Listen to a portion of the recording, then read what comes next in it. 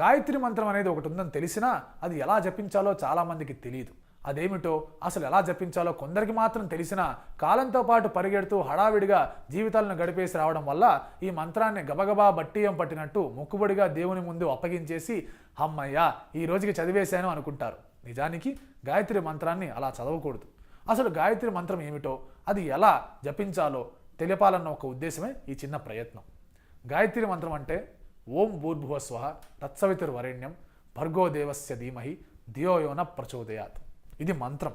ఈ మంత్రాన్ని ఏకదాటిగా చదవకుండా మంత్రాన్ని 4 చోట్ల ఆపి చదవాలి. అది ఎలాగంటే ఓం భూర్భువస్వః తత్సవితుర్వరేణ్యం భర్గో దేవస్య ధీమహి ధియో యో న ప్రచోదయాత్.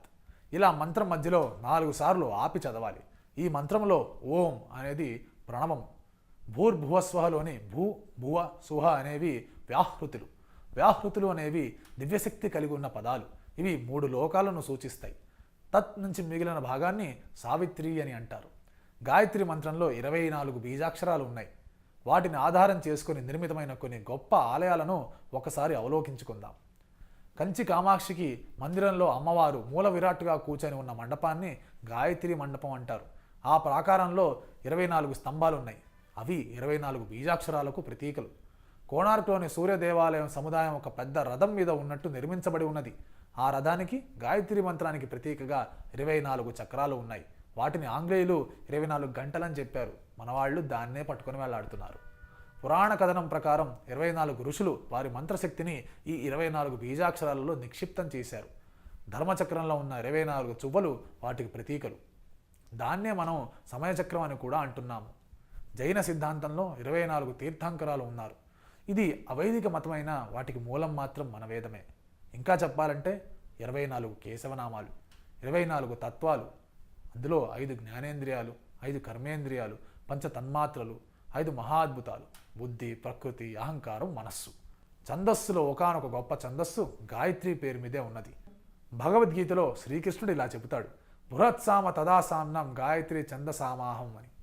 రామాయణంలో 24 సహస్ర శ్లోకాలు ఉన్నాయి. రామాయణం గాయత్రి మంత్రాన్నే ప్రతిపాదిస్తోంది. కావాలంటే మీరే ఒకసారి తరచి చూడండి.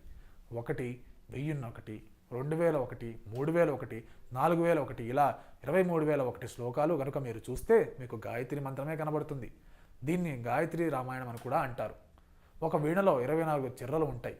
సంగీత శాస్త్రం తెలిసిన వాళ్ళు దీన్నే గాయత్రి ఉపాసన అంటారు. మన వెనుబాములో 24 మృదులాస్తులు ఉంటాయి. వాటికి అధిదేవతలే గాయత్రి మంత్రాక్షరాలు.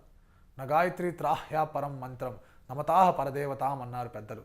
24 బీజాక్షరాలతో కూడిన గాయత్రి మంత్రం ఒక్కసారి జపిస్తే చాలు సర్వ పాపాలు హరిస్తాయంటారు, సకల దోషాలు తొలగిపోతాయంటారు. సకల దేవత స్వరూపం గాయత్రి, రామాయణ సారం గాయత్రి, కోరికలు తీర్చే మంత్ర రాజం గాయత్రి, విశ్వశాంతికి పరిష్కారం గాయత్రి, సకల కోరికలు ఈడేర్చే మహామంత్రం గాయత్రి, 24 బీజాక్షరాల సంపుటి గాయత్రి.